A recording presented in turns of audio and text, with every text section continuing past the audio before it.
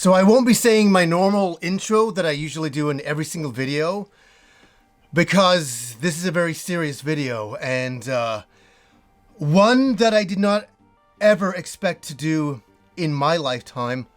Something that is shocking, something unexpected happened that is like a dagger through the entire community, through the video game community, which we're all a part of, most of you out there, because we lost Billy from the Game Chasers. And that's something that I can't believe I'm sitting here saying, that we lost Billy from the Game Chasers. He passed away. And it's hit me so hard, and I don't even know how to process it. And this is going to be a very tough video for me to do, but I'm going to get through it. And I want to say, at the end of the video, I have something I'm going to share. A video that Billy, Melvor, and Jay did for me for my 50th birthday. Kim asked a lot of my friends to do videos, and she compiled them all and gave them to me on my 50th birthday. It was really something else. And they did a video that is so funny and is so amazing to me that I have this, and it's heartbreaking for me to watch now. And it's unreal. And today, what I'm going to do in this video, I'm going to go through me discovering, Billy, before he was Billy of the Game Chasers, and talking a lot about him and his life and his legacy and everything that he's done for all of us. He's entertained us so much over the years. I also want to say, at present, when I'm doing this video, this is very important to know, there is no GoFundMe that I know of. Hopefully, when I release this video on Sunday morning, there will be a video, because I know Jay from the Game Chasers is going to do a video, so I definitely want to save my video behind theirs, because they are going to go first and explain what happened with Billy and what happened, with this brain tumor and everything that happened behind the scenes. I know everything that happened too, but it's for them to share. And I hope that they announce a GoFundMe for Billy's wife and his son, because that is one thing that I want you guys to know right now. Ads are on the video, because all of the ad revenue from this video will be given to Billy's wife and child in any GoFundMe thing that they create. And I'm going to add extra to that as well. Even though silly Billy, man, he even before he passed away in the hospital, he's telling everybody, I'm getting shivers from it. It makes me really upset. And I'm not going to get upset. He's like, monetize, guys, when I die, here, monetize my death. And Billy, I will, but it's going back to your family. Only Billy. He was joking up to the end. Like, what a guy. And let me go back. And this is going to be a very interesting little journey to go on. That how I even met Billy was a very strange way. I had a podcast back in the day with Pete Dorr, GameStra81, and Jason Heine. And we did this podcast, and we had a contest. And it was a video making contest for some theme. And I don't remember what the theme was at the time. It's 14 years ago. And so we put this contest out there, and this guy entered. And a lot of other people did as well. And a lot of really great video submissions were brought to our attention. They were really good. But this one video was so well edited and so well acted and so unique, and it stood out. And we obviously declared it the winner. And that was for a video from Billy, who went by the name of Captain 8-Bit at the time. And we were just so in awe of this video, and we couldn't believe it. And just after that, he started the Game Chasers with Shady J. So I had already subscribed to the channel, and I was watching this channel. And I was watching these videos, and at that time, the Game Chasers weren't that big. They had just begun. And I felt like I was one of the first few people, getting in on the day one scene. And I couldn't believe the editing. I couldn't believe the humor. I couldn't believe the concept. And I want to say there was no concept like this on YouTube at the time, edited that way. There was people that went looking for video games and things like that, but not of this caliber, not of this quality.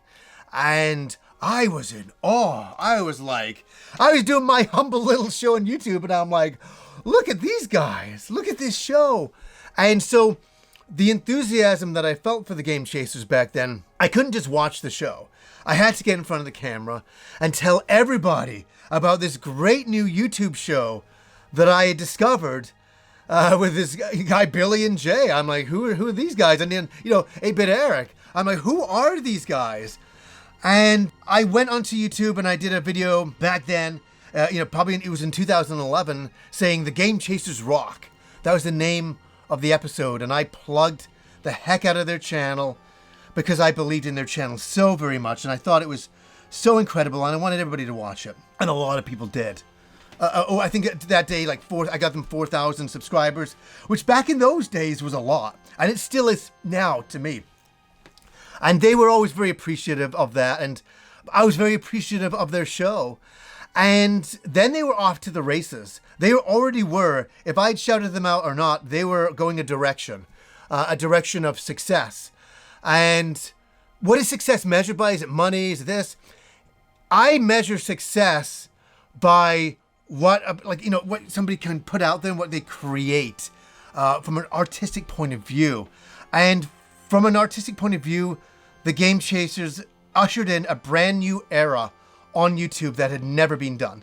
And there was many people after it that would kind of not copy the style, but I'll say inspired by the style. I'll be polite and say that, and go off to do their own videos. But the Game Chasers, and Billy was a trailblazer of video editing and humor and patience, and a lot of work went into every episode of the Game Chasers, having to get up super early, going off to a flea market or to a store, and to try to discover some games and have some moments.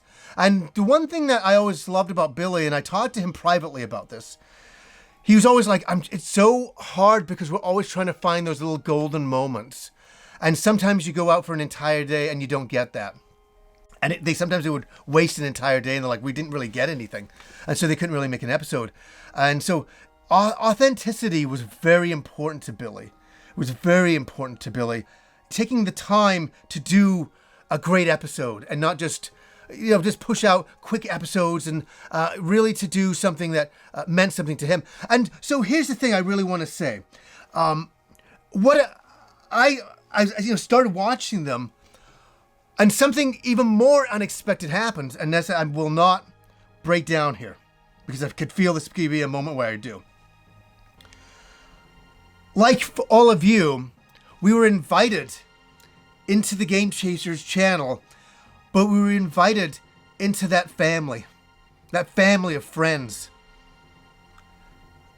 And we got to hear the stories of them all from their childhoods, and all of the things that mattered to them all, and all of the jokes and how they would bug each other and argue over toys back then, or video games. We got invited in, and that was a gift. That was a gift. They didn't have to go and open themselves up that much, but they did. All of them did. Every person, Melvor, Dodongo, Jay, Billy, everybody who was ever on that show opened themselves up. And I just want to say something else. Everybody was a character on that show. Everybody was a character. And it's just one of those things that you can't manufacture. It was just so organic, and it happened, and it happened just to be, there was a camera nearby filming it all. And every one of them was a character. And everybody brought something to the table, and everybody brought such heart. They did.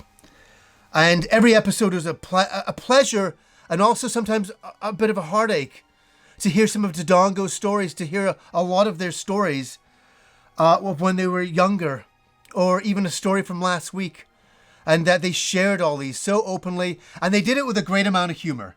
They did it with a great amount of humor as well. And I think everybody can say that The Game Chasers was a comfort zone show, the likes of which I've never seen. Even if I saw an episode that came out in the morning, I'm like, I'm watching this in the evening. And I always made time and I always watched it.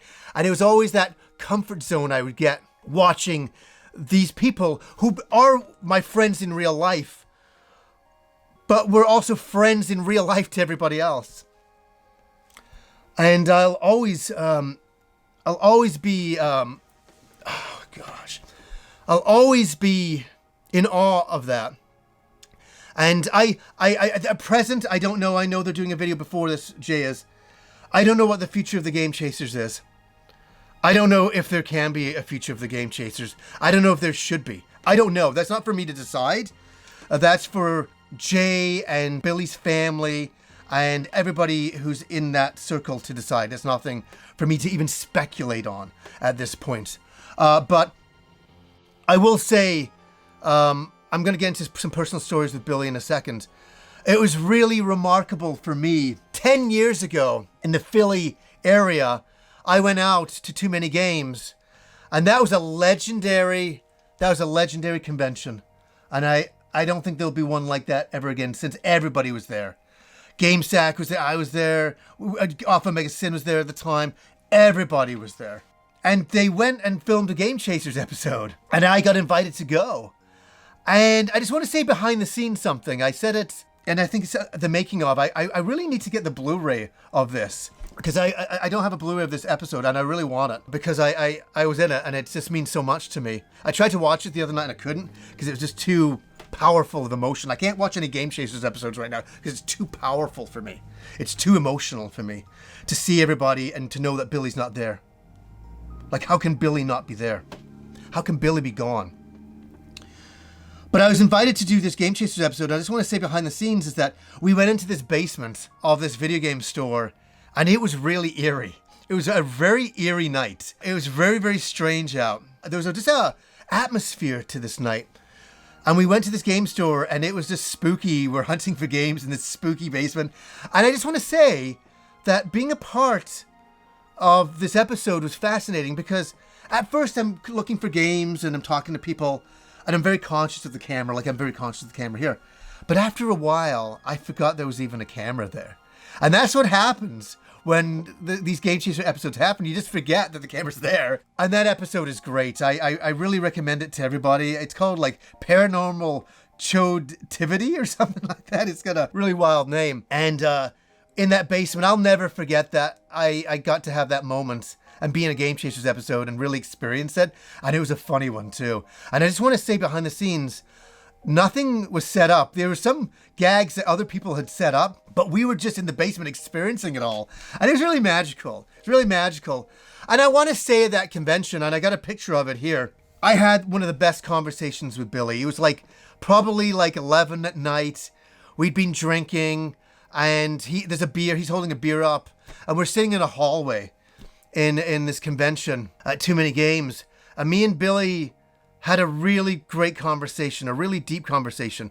And I want to say something about Billy. I want to talk a lot more about Billy here, is that Billy, around his friends and around other people, man, the jokes would not stop. He just was go, go, go, go, go. Almost to a fault. He just couldn't stop himself. He couldn't help himself. He was hilarious. He was unbelievable. But that was that Billy. But there was the Billy behind the scenes and the Billy one-on-one. And Billy one-on-one was just a completely different character. He was so attentive. He was so thoughtful. He would listen so very, very intensely and give such great advice. Like, it was unbelievable. And I had talked to Billy over the years through text. We had done a website together, a failed website many years ago. We were trying to beat censorship on YouTube, and we thought it'd be a good idea to do that. And it was a difficult endeavor, and it didn't work out. You know, some things happen. And so we were all together at that time. This is like 10 years ago. We were all talking all the time. But, you know, after that, we didn't drift apart, but we were all just doing our own lives. And Billy had a child, I had a child, and I hadn't kept up with Billy in a very, very long time. And it wasn't until 2020 when I was dealing with my health things, and I was very, very sick. I was on the edge of death. I was very close to it. And I remember laid there It's like not good. And I got a text from Billy, and I'll show the text. And it's like, even he would troll me and be funny, even through a text when I'm nearly dying. This is the kind of humor, I must admit, it did make me smile. And he sends me a picture of his silly face, and he's doing a silly smile to me, like he's being goofy on purpose. And he goes, "I hope this makes you feel better." And I write, "That makes me feel worse." And he goes, "Wow," and it perked me up. And that's Billy's humor. That's Billy's humor. And I hadn't talked to Billy one-on-one in years. We'd send some funny videos back and forth, some memes and fun stuff, but not anything, not one-on-one. And so this summer, and this is like so crazy, this summer, before I went to Pasadena for the gaming convention down there, it was probably around a couple of weeks before the convention, and I'm walking around my place. It was the afternoon. I'd finished all my videos. I had some spare time. And out of nowhere, I was like, I need to phone Billy. It's been like 7 years since I've talked to him one-on-one. And so I phoned him up. I hadn't talked to him in 7 years.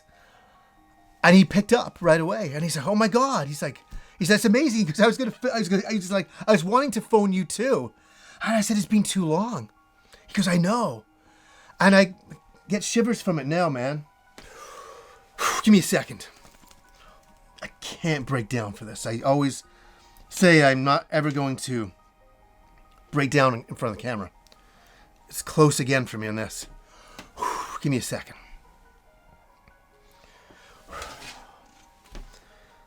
Oh, damn. And we sat and talked for an hour plus on the phone. And I remember thinking, it's going to cost me a lot of money, but I didn't care. Because I got to talk to Billy again, and we had the best conversation. The best, I'll never forget it. We talked about life, the universe, and everything. We talked about everything. And we had a really good one-on-one, and a really good heart-to-heart, and a really good catch-up. And in lieu of what has happened to Billy, I thank every lucky star that I have that I phoned him up that day and I had that conversation. And we talked about YouTube. We talked about what we were doing. Billy, and this is what really has haunted me for the last bunch of days. He told me about all of his future ambitions and all the things that he wanted to do. And that's what crushes me the most. He told me how he was working on another movie, and he had all these aspirations of different things he wanted to do. And I was excited for him. He had a lot of energy, and he was just pouring it out to me, like, "I'm going to do this, I'm going to do this, and I'm working on this." And I was like, "Yeah, man, I think that's great." And I thought he was going in a great direction. And to lose him at 47 years old is impossible. It's just impossible. And, we talked about a lot of deep stuff. We talked about a lot of fun, superficial stuff. Because Billy was close to my age. Just like Joe from GameSack is, just like Shady J is. We're all part of that generation that grew up. We're 80s kids. I'm a little bit older, so I'm a 70s into 80s kids. And we sat and talked about G.I. Joe. Me and Billy talked about G.I. Joe for a lot of the end of our conversation, and how great we had it when we were young, and how we didn't even know it at the time, and what a special time the 80s was. It was to Billy, and it is to a lot of us, And Billy captured that in so many videos, and I'm really thankful that that's preserved, and that I can go in and dive in and watch that. And, Billy's, I know this is going to be a strange thing for me to bring up, but I am going to bring it up. Billy had a wonderful collection of stuff as well. And not in the sense that it was worth something or anything as a bragging rights. It was a personal collection that reflected him as a human being. All of his loves, his love of Star Trek, his love of old 80s movies, like The Ghoulies. He loved The Ghoulies so very much, unapologetically. He loved The Ghoulies. He'd always be going on about The Ghoulies. I mean, it was just too much. And I think back, and I'm so happy that he did as much as he did. And his love for Gremlins, everything Gremlins, was so much for him. Transformers and old video games, which the show was based on, which later went into the Toy Chasers to reflect another passion. He had so many passions that were explored throughout his journey through the Game Chasers over the years. Over the last, like, nearly 14 years of the... It's unbelievable to think about that it had been going on for so long. And I was always happy to see a Game Chaser episode. I was always so happy to hang out with my friends that I couldn't always hang out with, and to go on a journey with them. And my heart honestly goes out to all of his family, his wife and his son.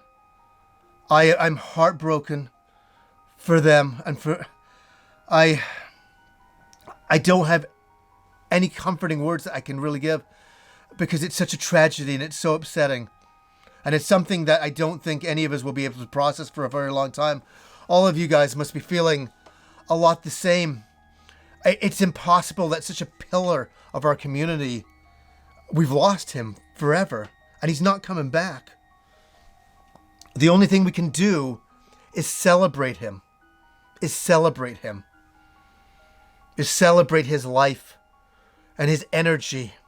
And he was a bigger than life character, strong personality and strong physicality. He's the last person that I thought we would ever lose. I didn't think that would be possible. And I talked to Billy in the hospital. I texted him, that last week of his. And I thank Jay and everybody else for keeping me in the loop. Joe, everybody for keeping me in the loop of what was going on. And I was heartbroken when I found out. I was heartbroken. And I didn't know what to do, so I went for the longest walk of my life. And I went and I walked. I walked an hour out and an hour back, 2 hours. And I just listened, I know this sounds funny, I just listened to 80s music. And I thought about Billy. And I thought about his friends. And I thought about Billy when he was younger. And I just thought about Billy's entire life. Everything that I knew of his life. And it was the hardest walk of my entire life. And it was just thinking of him and everything that we've all lost. And we've lost somebody great and somebody who is a really big deal in the video gaming community. He was the big deal. And he was ahead of his time for what he was doing with YouTube. But as a passion and as a human being, I loved the guy. I loved him so very much. I loved all of his passions. And I loved how he projected his passions. And that's why I got along with Billy. I love talking old Star Trek and G.I. Joe and Transformers with him so much. And I think I'm going to end the video here with something that Billy gave to me on my 50th birthday. And I was hoping in the next few years that I would be able to do the same for him. And I can't believe that I can't. But Billy, Melvor, and Jay got together upon Kim's request for my 50th birthday and did this video. And I'm just gonna let the video ride out with this video that I watched. And I just want to say a funny thing too. I had a compilation of so many videos from so many of my YouTube friends and my friends in real life and all my family. So I can't show that entire video. But I had all my family and friends come back after we all went out for a really amazing lunch. We all came back here. We were all having a few drinks on my 50th birthday. And everybody's, smiling throughout the whole video. And I just want to say that all my family and a lot of my friends don't know who Billy and Jay is. They're not in the YouTube community. But when they saw this video, everybody in the place was laughing. Everybody was laughing so hard. And it was so amazing to see. And that's the legacy of Billy. Always, even in his darkest hour, could make you laugh. He could make you laugh. And I'm going to end the video and let this video play out of what Billy gave to me on my 50th birthday. Johnny Millennium, Happy birthday, you old fuck. you got nothing to say? Like, Oh, you wait. I got nerds. no, Can't say anything. you got nerditis. What turns you into a nerd?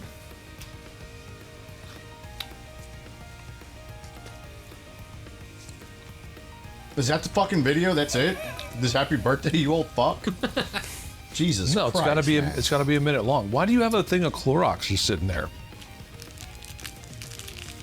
So, Johnny Millennium, happy birthday, you beautiful bastard with your yellow California hairstyle and beard and man, 50 years old, huh?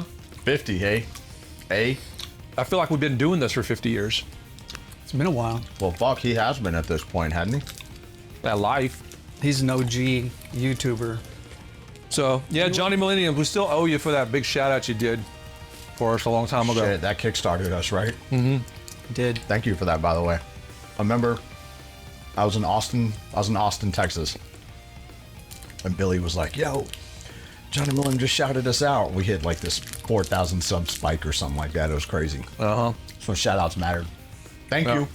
We should give him a bigger role in the next cartoons. Yes. You wanna know what? I think I like him better than you guys. Yeah, I like him better than us too. I mean, Well, you know, he takes, if you take all our better qualities, they add up to like a little amount, but he probably, he comes closest to that. all of our good qualities is him. Yeah. All right. We're talking the three of us. Are you including the Dongo in that? He has no good qualities. Is that a joke? Happy birthday. Go fucking eat some cake. Put some fucking french fries and gravy on that shit. Yeah. Fucking Canuck. And then afterwards, just be all like, oh yeah, oh yeah, oh yeah, oh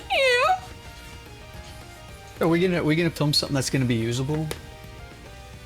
Why would he not use that? Yeah, why would this not be used? Dumb. Dumb.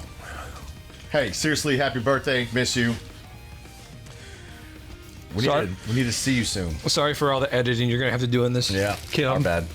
Our bad. It's gonna be like 15 seconds worth of usable footage. Hey, she said. You're gonna send this. She's gonna go. Come on, guys. Really? She said no more than a minute. She didn't say how less. Oh, okay. She Well, didn't say at least a minute. okay. Well, that's good.